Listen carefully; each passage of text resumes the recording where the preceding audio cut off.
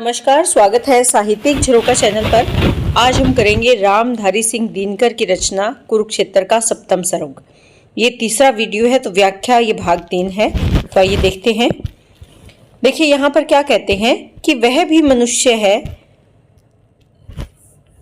न धन और बल जिसे, मानव ही वह जो धनी या बलवान है। मिला जो निसर्ग सिद्ध जीवन मनुष्य को है, उसमें न दिखता कहीं भी व्यवधान है। तो यहाँ पर कौन कह रहे हैं? पितामह भीष्म कहते हैं, किससे? युधिष्ठिर को संबोधित कर रहे हैं। क्या कहते हैं कि वह भी तो मनुष्य है, न धन और बल जिसे, कि जिसके पास न तो धन है ना ही बल है, यानी जिसके पास ताकत नहीं है, शक्ति नहीं है, वह भी तो एक मनुष्य ही है। मानव ही वह जो धनी या बलवान है, और जिसके पास धन या बल है वो भी तो क्या है? मानव ही है। यानी धन और बल होना और ना होना, यहाँ पर मानवता पर इसका कोई प्रभाव नहीं आना चाहिए। मानव ही वह है जो बिल्कुल कमजोर है, जिसके पास कोई धन और बल नहीं है, और मानव ही वह है जो धनी या बलवान है। मिला जो निसर्ग सिद्ध जीवन मनुष्य को, जो परमात्मा की ओर से जीवन मिला है, किसको? मनुष्य को। प्रकृति ने जो जीवन दिया है मनुष्य को, उसमें न दिखता कहीं भी व्यवधान है। व्यवधान यानी बाधा, उसमें कहीं भी बाधा दिखाई नहीं देती। कहने का भाव क्या है कि संसार में जो बाधाएं उत्पन्न होती हैं वो मनुष्य की इच्छा से उत्पन्न होती है। मानव बाधाएं उत्पन्न करता है। ऐसा नहीं है कि वो बाधाएं ईश्वर की दी हुई हैं, बल्कि मानव अपनी स्वयं वासनाओं के वशीभूत होकर, अपनी लालची प्रवृत्ति के वशीभूत होकर, वो अपनी इच्छाओं में बंद कर क्या उत्पन्न करता है? बाधाएं उत्पन्न करता है। तो यहाँ मानव में अगर मानवता का भाव है तो उसमें कोई अंतर नहीं है, चाहे उसके पास धन है या नहीं है। मनुष्य और मानव में अंतर यही है कि मनुष्य जो है वो, उसमें मानवता का भाव ना के बराबर है। उसके पास न धन है न बल है, वो जीर्णशीर्ण है। जबकि मानव में कौन सा भाव है? मानवता का भाव है। वो धनी भी है और बलवान भी है। तो यहाँ पर कहते हैं कि भगवान ने जो हमें जीवन दिया है, प्रकृति ने जो हमें जीवन दिया है, वो क्या है? निसर्ग सिद्ध है। निसर्ग सिद्ध से तात्पर्य क्या है? कि वो प्रकृति की ओर से दिया गया है, देय है। किसको दिया है? प्रकृति ने मनुष्य को दिया है। तो कहते हैं कि उसमें ईश्वर की ओर से कोई व्यवधान या बाधा नहीं है। तो यहाँ पर प्रकृति न्याय का संदेश देती है कि प्रकृति के लिए सभी समान हैं। अब तक किंतु नहीं मानव है देख सका, श्रृंग चढ़ जीवन की समता अमरता। प्रत्यय मनुष्य का मनुष्य में दृढ़ अभी, एक दूसरे से भी मानव है डर। इन पंक्तियों में पितामह क्या कहना चाहते हैं कि लेकिन अब तक नहीं मानव देख सका। मानव क्या नहीं देख सका? श्रृंग चढ़, ऊंचाई पर चढ़कर, किसकी? जीवन की समता और अमरता को नहीं पहचान पाया है। यानी समाज में जो मानव का जीवन है उसमें समरता और अमरता के भाव तक, उस शिखर तक, उस ऊंचाई, यानी उसके विचार अभी भी इतने ऊंचे नहीं हुए हैं कि मनुष्यता का भाव, सब में समानता को देख पाए, सब में जो समता और अमरता का भाव है उसको देख पाए। प्रत्यय मनुष्य का मनुष्य में न दृढ़ अभी। प्रत्यय से अभिप्राय क्या है? कि विश्वास।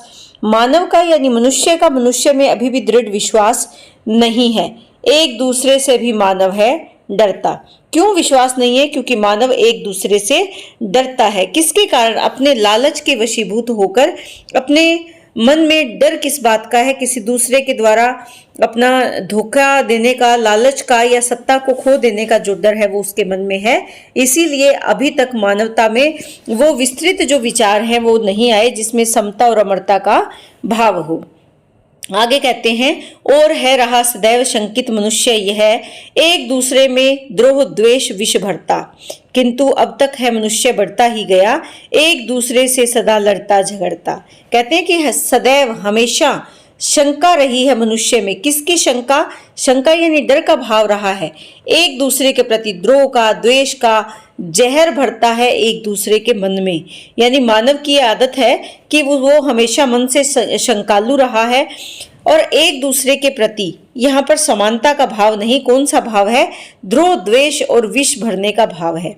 किंतु अब तक है मनुष्य बढ़ता ही गया। लेकिन ऐसा नहीं है कि मानव पीछे छूट गया या उसमें उसके जीवन में रुकावटें आ गई, बल्कि अब भी वो आगे बढ़ रहा है, एक दूसरे से सदा लड़ता और झगड़ता। वो मानव मानव से लड़ रहा है, उसमें मनुष्य में जो मनुष्यता का भाव है वो इतना उच्च स्तर पर अभी तक नहीं पहुंचा है। इसी कारण द्रोह द्वेष और विष का जो भाव है वो व्याप्त है मानव के मन में। इसी कारण से मनुष्य एक दूसरे से लड़ता है, झगड़ता है, लेकिन फिर भी वो क्या कर रहा है, आगे बढ़ता ही जा रहा है। कोटि नरवीर मुनि मानव के जीवन का रहे खोजते ही शिव रूप आयु भर हैं, खोजते इसे ही सिंधु मथित हुआ है और छोड़ गए व्योम में अनेक ज्ञान शर हैं।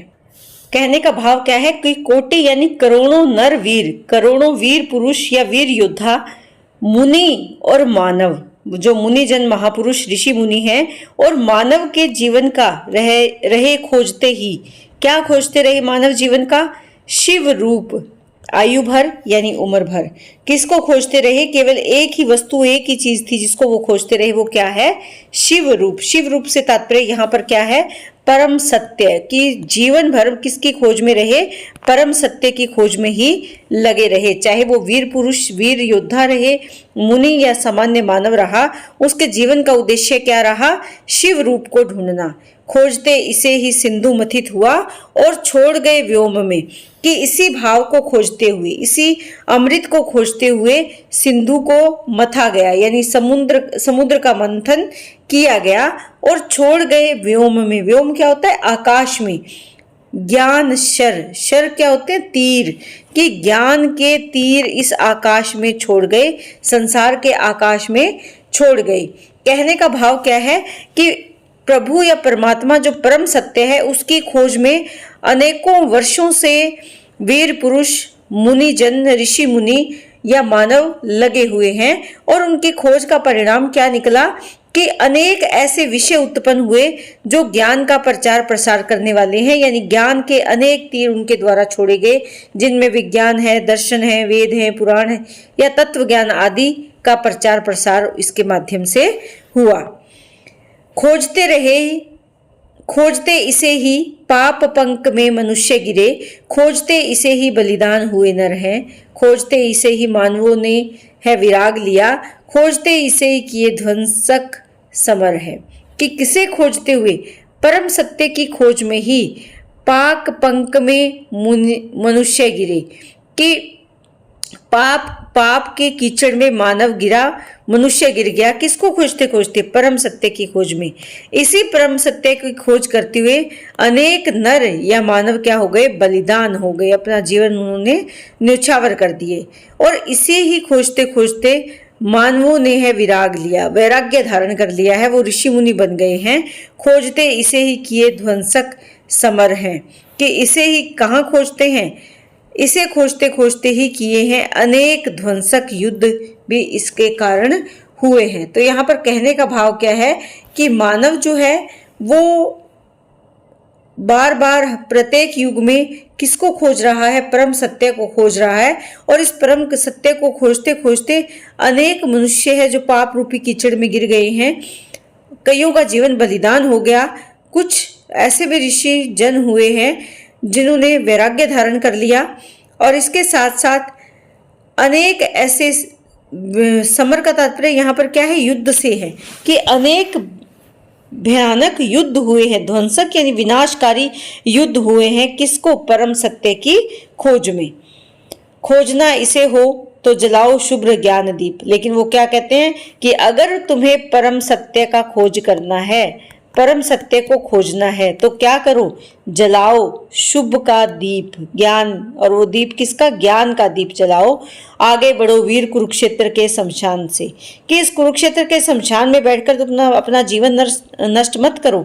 अगर तुम परम सत्य को पाना चाहते हो तो तुम्हें आगे बढ़ना होगा, इस कुरुक्षेत्र के शमशान से तुम्हें आगे जाना होगा। राग में विरागी राजदंड धर योगी बनो, कि राग कैसा हो? वैरागी के समान। राजदंड धारण करके राज दंड धारण करके भी तुम योगी बने रहो। नर को दिखाओ पंथ त्याग और बलिदान का, कि इस मानव समाज को तुम्हें कौन सा रास्ता दिखाना है। पंथ यानी मार्ग या रास्ता जिसमें त्याग और बलिदान का भाव हो, कि अब तुम्हारे मार्गदर्शन की समाज को आवश्यकता है और उस परम सत्य की प्राप्ति के लिए तुम्हारी आवश्यकता है। और तुम क्या करो, इस शमशान घाट से आगे बढ़ो। जो वैराग्य का भाव आ गया है, राजदंड का भाव जो आ गया है, उन सभी भावों का तुम त्याग कर दो और अपने त्याग और बलिदान से तुम क्या करो, मानवता को नया मार्ग, नया रास्ता दिखलाओ। दलित मनुष्य में मनुष्यता के भाव भरो, दर्प की दुराग्नि करो दूर बलवान से, हिम शीत भावना में आग अनुभूति की दो, छीन लो हलाहल उदग्र अभिमान से। दलित मनुष्य यहाँ कौन है? जो गरीब है, शोषित है, जिसका शोषण किया जा रहा है, उस मनुष्य के मन में मनुष्यता के भाव भरो, यानी उनके जीवन में एक नया संचार उत्पन्न करो, मनुष्यता का भाव उसमें भरो। दर्प की दुराग्नि करो दूर बलवान से, और जो बलवान है उसके मन में जो घमंड की दुराग्नि आ गई है, दुराग्नि यानी बुरी जो लालच की अग्नि जल रही है, उसको तुम दूर करो। एक तो वो बलशाली है, इसी कारण उसमें क्या आ गया है, घमंड आ गया है। उस जलती हुई घमंड की अग्नि को तुम दूर करो।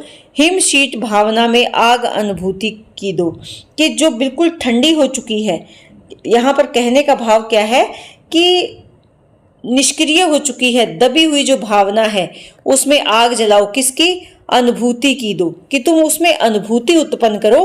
कहने का भाव क्या है कि जो जीर्ण शीर्ण मानव अब अपने जीवन से निराशा हो चुका है या अपने जीवन में निराश हो चुका है, तुम उस निराशा के भाव को दूर करो और उनकी ठंडी पड़ी हुई भावनाओं को तुम दोबारा से अनुभव करवाओ, यानी उनमें विचारों का संचार करो, अनुभूति का संचार करो। छीन लो हलाहल उदग्र अभिमान से। हलाहल से तात्पर्य यहाँ पर क्या है? जहर। जो जहर किसने पिया था? शिव ने हलाहल पिया था। तो कहते हैं कि छीन लो हलाहल उदग्र, अत्यधिक जो घमंडी हैं, बड़े हुए अहंकार, अभिमान। उदग्र से तात्पर्य यहाँ पर क्या है? बड़ा हुआ, अत्यधिक अभिमान यानी घमंड, उसे तुम छीन लो, कि जो अभिमान का जहर मानव में भरा हुआ है उसे तुम समाप्त कर दो, उसे तुम छीन लो। तो यहाँ समाज के प्रति जागरूक करना चाहते हैं। जो नेतृत्व करने वाला व्यक्ति विशेष है वो समाज को किस प्रकार मनुष्यता या मानवता के विचारधारा की ओर ले जाए, उस प्रकार के भाव यहाँ पर युधिष्ठिर को देना चाहते हैं।